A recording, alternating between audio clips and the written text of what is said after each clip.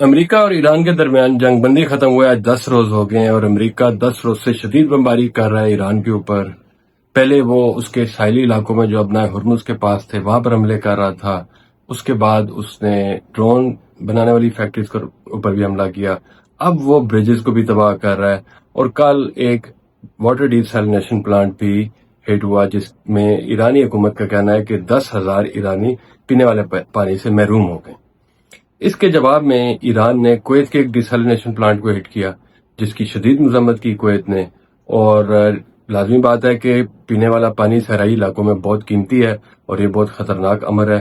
امید تو کی جا سکتی ہے کہ یہ معاملات تھوڑے ٹھہر جائیں گے، لیکن جیسا کہ ہم نے کہا کہ ہم اصول کی بنیاد پر بات کریں گے تو حقیقت اس سے برعکس ہے۔ ایک طرف حوثی باغیوں نے سعودی عرب کو نوٹس دے دیا ہے کہ اب وہ بلاکیٹ کر رہے ہیں ان کا، اور جو میڈیٹرینین سی میں جو باب المندب بند ہو جائے گا تو سعودی عرب کی یمبو کی پورٹ سے جو 50 لاکھ بیرل 5 ملین بیرلز روزانہ کی بنیاد پر برآمد ہو رہے تھے وہ اب رک جائیں گے۔ اس کی وجہ سے ساری دنیا کے اقتصادی معاملات افیکٹ ہوں گے اور یہ مشکلات بڑھ جائیں گی ساری دنیا کے لیے۔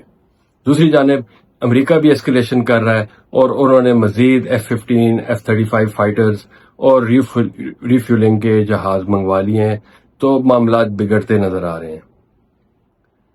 ایران نے جب حملے شروع کیے دوبارہ تو انہوں نے اردن پر اس دفعہ زیادہ حملے کیے، اردن پر پہلے حملے نہیں ہو رہے تھے۔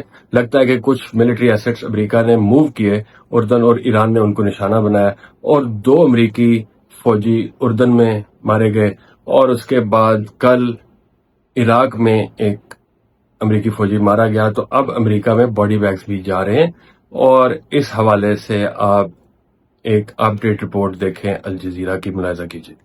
The US military says it's completed another round of strikes against Iran, the 9th consecutive night of attacks. Earlier, US Central Command said the service member had been killed in northern Iraq following an Iranian strike. The soldier died during a controlled detonation of an Iranian drone. Kuwait's military says air defense systems are currently intercepting hostile drone attacks from Iran. Earlier, the Kuwaiti Foreign Ministry condemned an Iranian strike on one of its water desalination plants.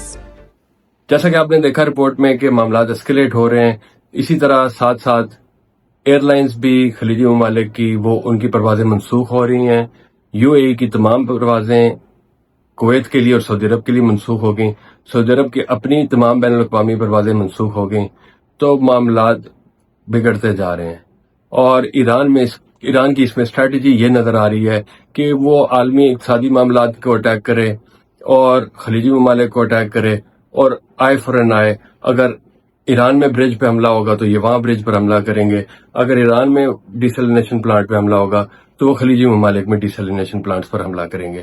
تو یوں یہ معاملہ بگڑتا نظر آ رہا ہے، اور اس میں مشکل ہے کہ مذاکرات دوبارہ شروع ہوں، لیکن سنا یہ ہے کہ مذاکرات کے اوپر بھی بات ہو رہی ہے، اور اس کو مانا مارکو روبیو نے بھی اور ایران کے اسماعیل بقائی نے بھی۔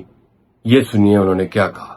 مسئولیت ایران برای Iran has the responsibility to administer the Strait of Hormuz in the future in consultation with Oman and through dialogue with regional countries. This is very clear.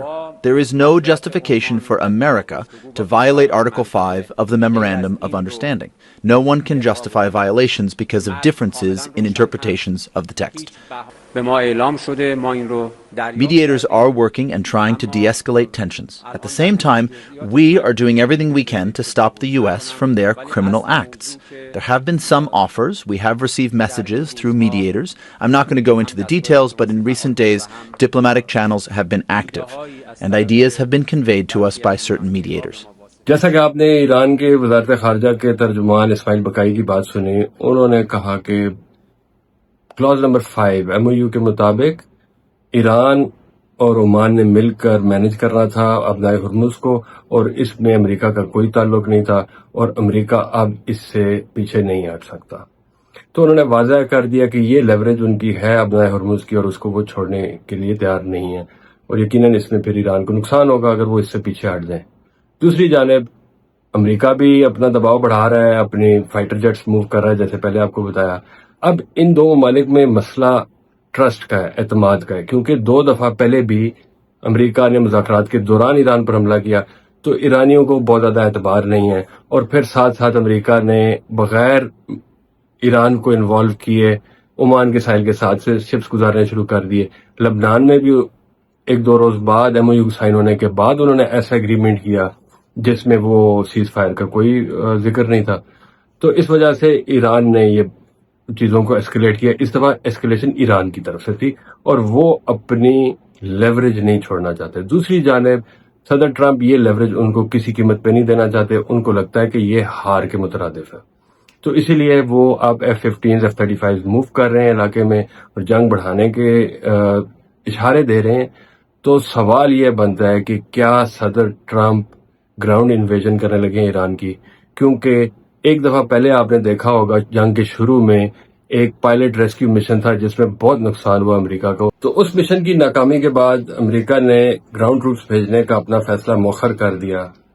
اب سوال یہ بنتا ہے کہ کیا اس موقع پر صدر ٹرمپ گراؤنڈ ٹروپس بھیجیں گے، ایران کو انویٹ کرنے کی کوشش کریں گے یا نہیں؟ اپنی رائے دیجیے گا کامنٹس میں۔